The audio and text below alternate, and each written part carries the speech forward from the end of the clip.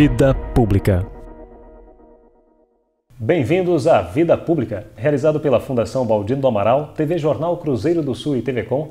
Este é um espaço democrático de reflexão e troca de ideias sobre os assuntos que, mesmo sem que se perceba, influenciam a vida de cada pessoa. Nossos projetos de vida, nossas esperanças, tudo aquilo que sonhamos para nós, para a nossa cidade e nosso país passa pela esfera da vida pública. Espaço aberto à pluralidade, Vida Pública é um debate permanente sobre a realidade que nos cerca, para o qual estão convidados você, telespectador, e aqui, em nosso estúdio, todos os que têm alguma coisa importante a dizer. E a palavra hoje está com a jornalista Adriane Mendes.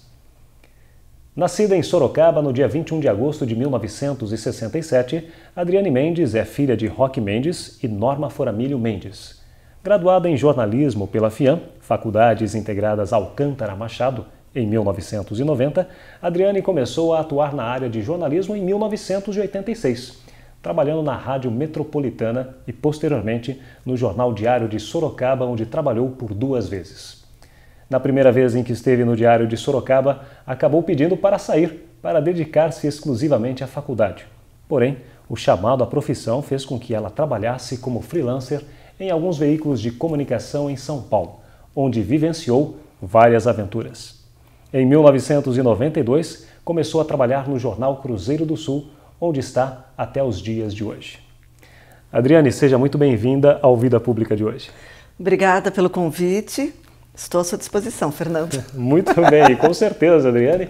Aliás, nós jornalistas sempre temos muitas histórias para contar, né? Bastante. Aliás, muitas aventuras, né, em jornalismo. E você, com essa larga experiência, né, desde 1986, já passou por muitos verões. Como foi a sua infância? Você já pensava em ser jornalista desde menina? Aos 12 anos de idade. 12 anos? Antes disso, eu falava que queria ser aeromoça, queria ser atriz. E aos 12 anos de idade, na 6ª série do ensino fundamental, aquele tempo era ginásio. Era bem diferente, né? Eu me decidi que queria ser jornalista. Assim, desde o primário, eu gostava de fazer redações e me interessei. Essa foi o despertar, na verdade, para a profissão, é isso? Aos 12 anos de idade eu tive certeza. E aí, como que foi depois disso tudo? 12 anos, ainda faltava um pouquinho para você começar a trabalhar. Com quantos anos você estava quando começou a trabalhar em jornal mesmo? E antes disso, como foi chegar a um jornal, né? Porque não é fácil também não, né? Então, eu ainda não havia entrado na faculdade e eu queria muito trabalhar. Assim, na verdade, o primeiro emprego que eu consegui na vida era uma indústria para setor de produção. E a minha mãe me aconselhou, Dri, não vai, porque você quer jornalismo. E se você começar em outra área, até se por segurança financeira, você pode abrir mão do teu sonho. Então não vai, você arrumou emprego, mas não vai, e espera mais um pouco. Aí quando eu tinha meus 16, 17 anos, criei coragem e fui bater na porta do Diário de Sorocaba. Aí o seu Vitor, né, seu de Luca, conversou comigo, mas ele, sabe, não tinha experiência nenhuma, de nada. Era uma menina ainda. Aí ele me encaminhou para a Rádio Metropolitana, que era nova aqui na cidade também. E lá eu comecei fazendo reportagens para o programa que existia. Aí, um ano depois, ou mais ou menos naquele ano, eu fui para o Diário de Sorocaba. Aí eu comecei, mas ainda não estava na faculdade. Eu estava ainda no Diário, nessa primeira vez, quando eu prestei vestibular e passei e comecei a fazer o curso em São Paulo. Tinha que fazer fora, porque não tinha. Tinha que fazer fora, porque aqui em Sorocaba não existia ainda faculdade de jornalismo. Sou antiga. Foi isso. E lá na rádio, era rádio jornal mesmo? Você falava ao microfone ou só redigia, fazia entrevistas? Como foi esse o processo? Programa era pela manhã. Então eu trabalhava à tarde, a gente produzia as entrevistas, as matérias, mas eu, assim, experiência de locutora não, mesmo porque seria um desastre. Vocês estão me assistindo, vocês vão ver, porque eu não tenho improviso nenhum. Sim. E detesto a minha voz. Verdade. Não ia suportar se ouvir. Não. E foi lá no Diário de Sorocaba que você começou a exercitar mesmo a escrita, de fato mesmo, para um jornal. Foi. Né? Mas eu sabia que eu já tinha tendência para isso. Tá? Para a rádio não daria, para a televisão só se fosse para produção também. Ou para ser entrevistada, né? Mas assim, eu acho que eu sou melhor perguntando do que respondendo. E lá, conta um pouco, lá no Diário de Sorocaba a primeira vez. Aí quando o Vitor mandou você para a Rádio Metropolitana, aí depois você voltou para o jornal Diário de Sorocaba. Voltei. Aí ele te contratou de fato? Contratou. Aí ele contratou, eu fazia cidades e logo depois eu fui para a polícia. Pois é. Aliás, nesta época, uma mulher fazer polícia não era muito fácil não. Aliás, era quase que algo ousado, uma novidade, né? E a esposa do Vitor Sioff de Luca, a Tereza. O que ela falava? Não? Então, porque na verdade, quem fazia polícia no Diário de Sorocaba era o Cláudio Francisco, o Claudinho. E todo dia, quando ele chegava da rua, eu já ia ao encontro dele. E aí, Cláudio, o que você tem hoje aí, né? Tem muita ocorrência policial? E ele já estava meio cansadão de polícia, queria sair, mas ele não conseguia, porque ninguém queria ficar no lugar dele. Ninguém queria fazer polícia. Não. Né? E foi a deixa que ele conseguiu. Aí a dona Tereza e seu Vitor permitiu que eu ficasse no lugar dele, mas até contratar um homem. Aí eu comecei a fazer polícia, aí contrataram um rapaz, era o Hélio, ele não ficou muito tempo no jornal, e aí me colocaram de volta. Mas aí com aquela história, até contratar um outro homem. Aí eu falei, não, dona Tereza, por favor, deixa eu ficar, eu gosto. E assim, eu não tinha também nenhum problema assim, em trabalhar num ambiente que fosse mais masculino, porque a minha mãe, até ter o segundo filho, ela trabalhava fora, ela trabalhava em cartório, ela era cartorária. E era também um ambiente mais de homem. E a minha mãe dizia o seguinte, Adriane, não há problema de trabalhar ou mais com mulher ou mais com homem. Isso depende da postura de cada um. Para você ser respeitada, precisa de duas coisas. Você se dar ao respeito e respeitar o próximo. Feito isso, fica tranquila, não tem problema. Então eu não tinha essa educação, essa preocupação. E aí eu comecei, e assim, eu me orgulho de ter sido a primeira repórter policial da cidade. E como que os policiais viam isso? O delegado, o investigador, os policiais militares? Olha, me trataram bem. Só uma vez que eu senti assim, um pouquinho de preconceito. Foi lá na delegacia seccional, que é onde funciona ainda hoje. Naquele tempo não existia DIG, Delegacia de Investigações Gerais, era SIG, Serviço de Investigações Gerais. Então eu passava lá todos os dias.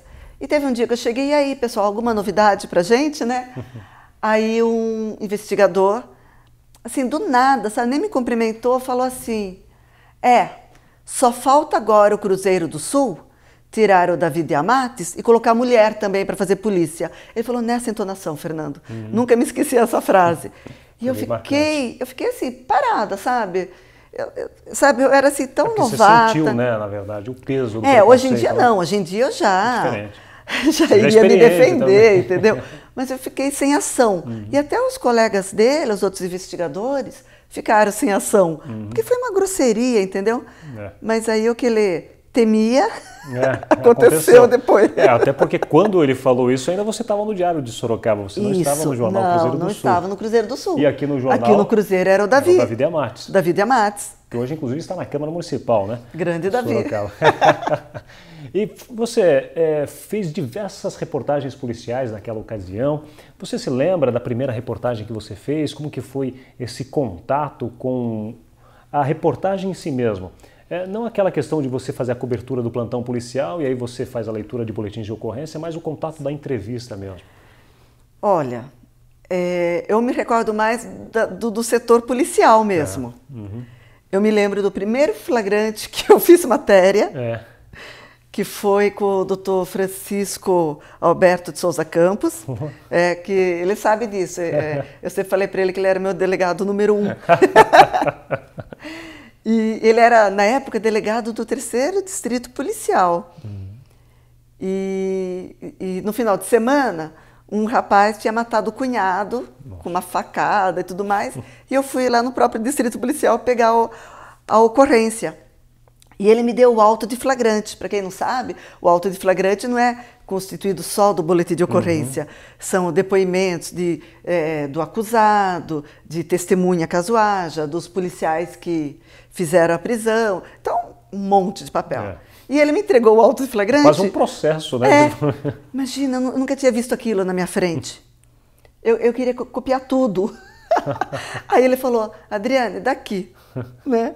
Aí ele pegou de volta e falou, marca aí, local, data, hora, vítima, indiciado. Até hoje eu sigo essa regra na hora de... Aliás, praticamente as 6 perguntas básicas do jornalismo, né? Sim.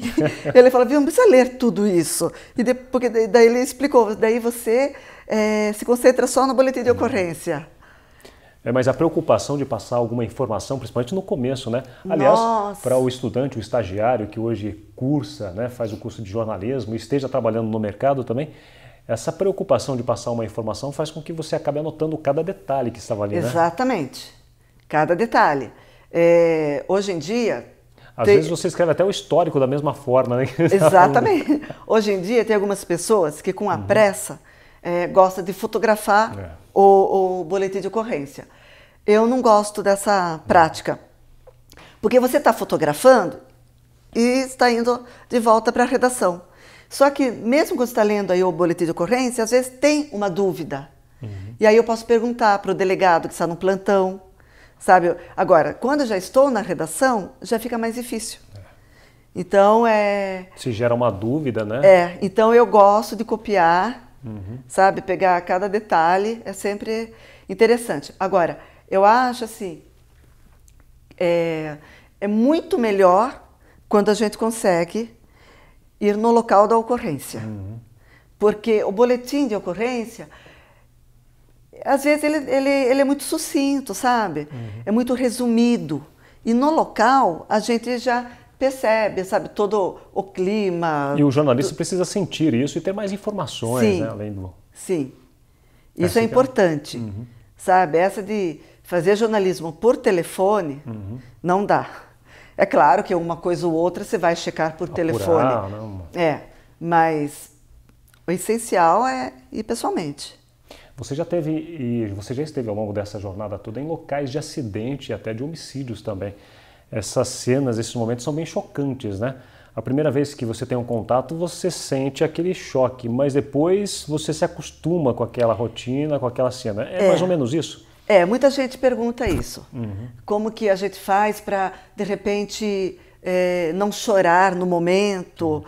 E eu digo o seguinte, não é que a gente não tem sentimento, tem sim, claro que tem.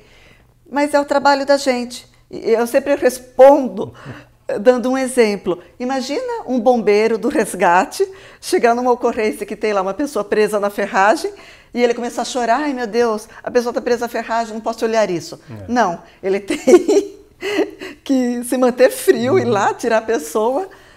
Mas é complicado, Fernando, sabe? A gente sofre muito com isso. Agora, é a prática do dia a dia.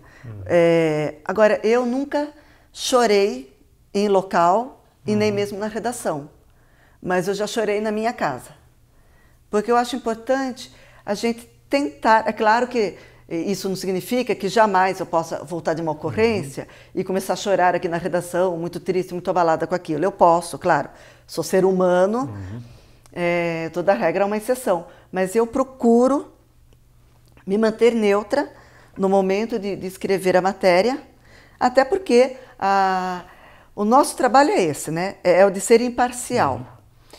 Então a gente tem que segurar a emoção para não emitir nossa opinião. Né? Exatamente. Mas não é fácil. Acidentes de trânsito, além da tragédia em si, você nunca sabe se vai encontrar também um amigo, um familiar. Entendeu? Quando é casos de homicídio, em Sorocaba ainda normalmente é mais envolvendo pessoas relacionadas à criminalidade. mas isso também não me deixa assim mais confortável. Ah, foi bandido que morreu. Sabe? A gente não vê dessa forma também. Sim. Pelo contrário, eu lamento. Porque tanta gente aí que, de repente, poderia ter seguido um outro rumo na vida, não sou eu que vou julgar por que foi para aquele lado, por que foi por outro, né? E, de repente, tem a vida ceifada. Assim, até vou comentar uma coisa que acho que quase pouca gente sabe. Muitas vezes, quando eu chego em local, tanto de acidente como de homicídio, eu oro pela vítima, em pensamento. Sabe? Eu oro assim, independente de qualquer crença. Verdade, é. Eu oro. Em pensamento em Deus, não sei o que levou a acontecer isso, mas que essa alma tenha luz. Essa explicação que você dá, inclusive, para o telespectador, chamou bastante atenção, porque muito se diz, e você já se deparou com situações como essa, quando acontece um acidente, uma tragédia, qualquer coisa que é relacionada ao meio policial, sempre é trágico, sempre é algo ruim, não é algo muito bom, muito positivo. Não. Tem coisas boas? Tem, claro. Mas, normalmente, quando se trata da violência ou da criminalidade, nunca é bom, na verdade. E aí você, de repente, ouve alguém falando, olha aí, tá vendo? Já tá vindo o urubu buscar informação. Já aconteceu isso, não? Muito. Muito. E assim, é bem complicado, Fernando. Quando chega no local mesmo da ocorrência e que a gente tem que pegar informação, não é fácil, porque você está lidando com emoções. Então, muitas vezes, o que eu faço? Eu recorro ao policial que está atendendo a ocorrência. Porque é difícil, poxa, aconteceu um acidente, ou quem estava no carro junto morreu. Vou chegar lá para o motorista, viu? Como foi? Você estava correndo? Sabe, eu acho até... Isso até já falei assim para os mais novos, não assim com prepotência de que eu sei tudo, nada disso, pelo amor de Deus. Pela experiência, né? Mas uma coisa que eu sempre digo quando tenho oportunidade é que a gente deve se colocar do outro lado, tá? Se fosse eu envolvida no acidente, com um familiar, um amigo meu morto, será que eu teria aquela tranquilidade para responder para o repórter? Sabe? Então, de repente, é difícil, você tem que compreender também se você chega e a pessoa lá, sabe, é ríspido com você. Sabe? Então, é difícil. A gente tem que lidar muito com psicologia, e isso eu aprendi já na faculdade, que a gente tinha disciplina de psicologia. Isso, verdade. E a professora falava, olha, jornalista é sempre bem aceito quando interessa para o entrevistado. É verdade. Tá? Tirando isso, a gente não é muito bem recebido, não. Aí já vem xeretar. É o xereta, o fofoqueiro, né? São sempre esses apelidos, né? Na verdade, sempre. É um profissional desenvolvendo a sua profissão. Alguém precisa estar lá para descrever. Sim, é chamado quarto poder. Pois é. E é verdade, porque muita coisa se deve à imprensa. E com certeza. Aliás, Adriane, a gente pensa na questão... a reportagem policial, sempre o que atrai muito na questão, quando se fala em reportagem policial, é aquela questão da investigação, da apuração, tudo isso é muito atraente.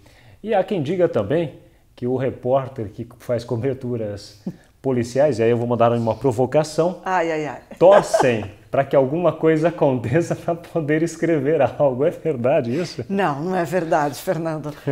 Eu até... tenho uma fama de pé frio. Mas é claro que a gente não torce.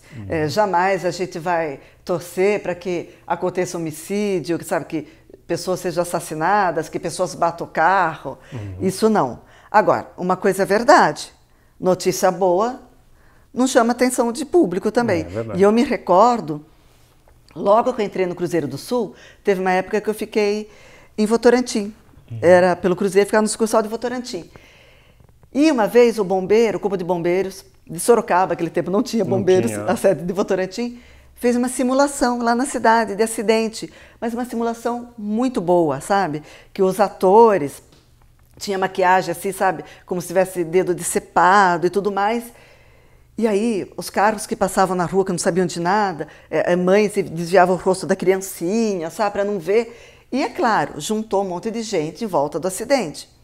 E tinha um senhor do meu lado, e eu sabia que era simulação. Eu estava acompanhando, porque eles queriam fazer aquilo para ver direito, resposta deles, atendimento e tudo mais. Aí, quando acabou a simulação, que os atores começaram a se levantar, esse senhor do meu lado olhou para mim e falou assim, ué, mas não era de verdade? Eu falei, não, senhor, é uma simulação. Ai, que droga, eu aqui perdendo tempo. Poxa vida. Assim, eu olhei para ele. E nem repórter não era. Eu falei assim, bom, olha, Fernando, eu fui grossa. A gente é acostumado a não dar confiança. Eu peguei e falei assim, em primeiro lugar, o senhor ficou aqui porque o senhor quis. Em segundo lugar, o senhor deveria ficar feliz de saber que não tem ninguém morto aqui e que não tem ninguém ferido gravemente. Sabe? Que é o Corpo de Bombeiros fazendo uma atuação, uma simulação para atender o mais rápido possível uma ocorrência, né? Então, olha como que é.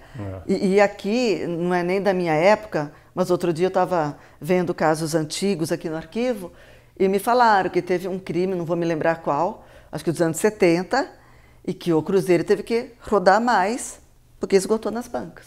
Poxa, teve que fazer uma segunda impressão. Adriane, você já teve que investigar algum caso policial? Essa questão da investigação da reportagem policial? Olha, Fernando, investigar exatamente não. Tem repórteres que fazem. Aqui em Sorocaba exatamente não tanto. A gente ouve falar mais assim de imprensa nacional, mas, às vezes estadual, TV, TV, essas coisas. Porque porque aí depende também de uma produção. Porque eu estou direto na delegacia. Tem bandido também que vai direto, que já me conhece. Quer dizer, é difícil a gente querer se infiltrar em alguma coisa. Mas, então, fazer uma investigação exatamente não. O que eu sempre fiz, assim, sempre ficar atenta aos boletins de ocorrência. Então, quando eu percebia que podia ter alguma ligação, uma coisa com outra, assim, por exemplo, tem motociclistas assaltando em tal lugar, de tal jeito, então você vê um roubo aqui, outro amanhã, depois amanhã, você já vai criando assim.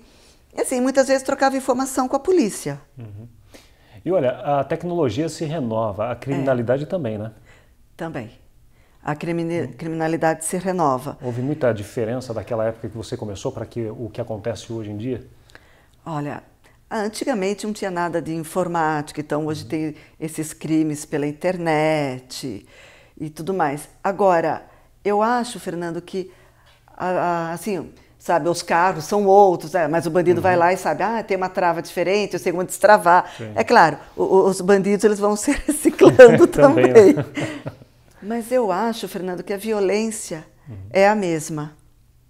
Talvez hoje, por essa globalização, a gente tenha mais informações. Entendi. Porque antigamente você sabia, aconteceu um crime aqui em Sorocaba, aconteceu um crime em São Paulo. Hoje não, hoje, ao mesmo tempo, sabe, se acontecer alguma coisa em Nova York, a gente já sabe. Então, eu acho que isso pode dar a impressão assim, de que a violência aumentou.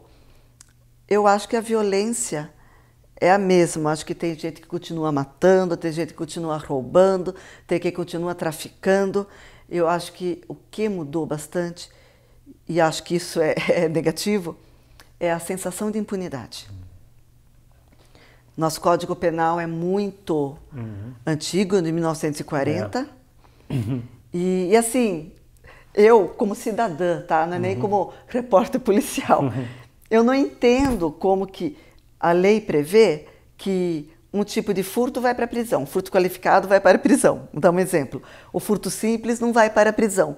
Poxa, para a vítima, o prejuízo é o mesmo.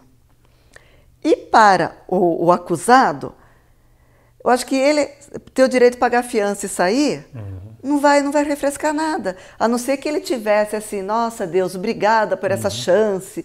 Olha, escapei de preso, nunca mais vou fazer isso. Mas não é. Se o cara é ladrão mesmo, ele fala, não deu certo esse, vou fazer outro. Sabe? Então, assim, tem umas coisas que eu acho que deveria ter assim, uma revisão penal muito boa. Posso até acrescentar uma coisa aqui. Muita gente fala assim, né, da redução da maioridade penal, que é dos adolescentes. Eu sou a favor, por exemplo, tá? Que 16 anos já responda pelos seus atos. Vai mudar alguma coisa? Não, não vai. Principalmente no tráfico não vai resolver, quer dizer. Porque tem criança de 13, de 14, tem. Mas eu penso assim, se pode votar, eu acho que o voto é uma ação que deve ser muito pensada, muito responsável. Sim, não é brincadeira, né? Não é brincadeira. Então, se pode votar, se o adolescente que está na Fundação Casa tem uma relação estável com alguém, tem direito à visita íntima, então por que também não pode, menor de 18, responder pelos seus atos? Aí defendo também que possa dirigir. Sabe? Porque com 18 anos pode... Sabe? Então eu acho assim que tem muita coisa errada, sabe? E aquela sensação de impunidade. Porque os delegados não apreendem assim, adolescentes infratores no tráfico, porque existe, né, uma indicação para não ser feita a apreensão. Sim. Por quê? Porque as unidades são todas lotadas e a situação do tráfico em si não é algo violento, porque ele não agarra ninguém na rua, vem aqui comprar droga. Então, o ato do tráfico em si não tem essa violência. Mas e aí? Sabe? E fica assim. Agora, uma coisa também, acho que segurança não é só questão de polícia. Já foi o tempo que eu acho que só a polícia tinha que garantir a tua segurança. Eu acho que é um problema social, sabe? E aí acho que todas as áreas têm que se juntar e ver o que pode ser feito. Eu, por exemplo, não concordo com esse negócio do ensino público estadual não reprovar até a 4ª série. Que é isso, se você não é um aluno que tem um interesse em estudar, em ser alguém na vida, sabe, já for ou de má índole, ou então foi direcionado para aquele lado negativo, que respeito ele vai ter pelo professor? Ele não depende para passar de ano. E o que adianta ter reprovação além depois? Quando já chegou analfabeto, não sabia nem escrever? Sabe, então, umas coisas assim, sabe, que eu acho que tem que ser revista. E com certeza. E olha só, o telespectador que nos acompanha, a Adriane também foi atriz. Trabalhou no filme, não foi isso? Não. Conta essa história aí, Adriane. Não, quando criança, eu dizia que eu queria ser atriz. E minha mãe, com medo que eu quisesse ser atriz mesmo, ela nunca apoiou, sabe? Não sei, eu acho que eu sou um pouquinho frustrada por nunca ter pelo menos ido fazer teatro, sabe? Pelo menos. Aí surgiu, na época que o Paulo Betti ia fazer o Cafundó, ele ia precisar de figurantes. É quase um ator. A Xuxa já foi figurante. Tá vendo? Bom, depois ela se tornou celebridade. Assim, mas aí eu fui numa entrevista que teve lá no Quilombinho, porque eles precisavam de pessoas para fazer a figuração. E aí passou por uma entrevista, certo? Sabendo, não era só chegar lá e falar, eu quero, entendeu? E aí eu passei na entrevista e fui fazer, e foi uma experiência muito legal, porque assim, todo mundo que foi aprovado para a figuração fazia também um curso de teatro, e tinha médico, tinha monitora da Fundação Casa, tinha enfermeira, sabe, assim, não com intenção de virar artista, mas para desenvolver melhor cada um o seu trabalho, sabe, porque o teatro ajuda muito, né? Se a pessoa é tímida demais, para ela se soltar, sabe, para interagir, porque tem muita gente que é muito competente, assim, mas, sabe, tem professores que não conseguem, de repente, passar o ensino, a lição como deve ser. Sabe muito para ele, mas não sabe transmitir. Então, foi muito legal. E depois, daí teve mesmo a participação no Cafundó, que a gente foi gravar em Ponta Grossa, na Fazenda São Jorge. Chovia, não chovia muito não, era uma garoa bem fraquinha, 5, 7 graus a temperatura. Clima, né, Muito bom. Foi legal. Adriane, parabéns, o nosso tempo é curto mesmo. Eu sei que você também é dona de vários gatinhos também, que cuida deles, né? São sua paixão. E já quero aproveitar e agradecer muito a sua participação na Vida Pública de hoje. Tá, obrigada, eu que agradeço e espero que possa ter colaborado, assim, porque muita gente pergunta essas coisas que você me perguntou. E, assim, espero poder ter passado um pouco da minha experiência para quem é mais novo. Com certeza, sim. Com certeza. Muito bem, o Vida Pública de hoje conversou com a jornalista, a repórter policial Adriane Mendes. O programa Vida Pública pode ser assistido no canal de vídeos do portal Cruzeiro do Sul em www.cruzeirodosul.inf.br, na TV Com, canal 7 da NET, TV Votorantim, canal 10 e TV Comunitária, canal 3, pela Supermídia. Agradecemos também a participação da nossa equipe de produção, o editor-geral Ednilson Jodar Lopes e o estagiário de produção Gustavo Henrique de Campos. O Vida Pública de hoje fica por aqui. Até o próximo.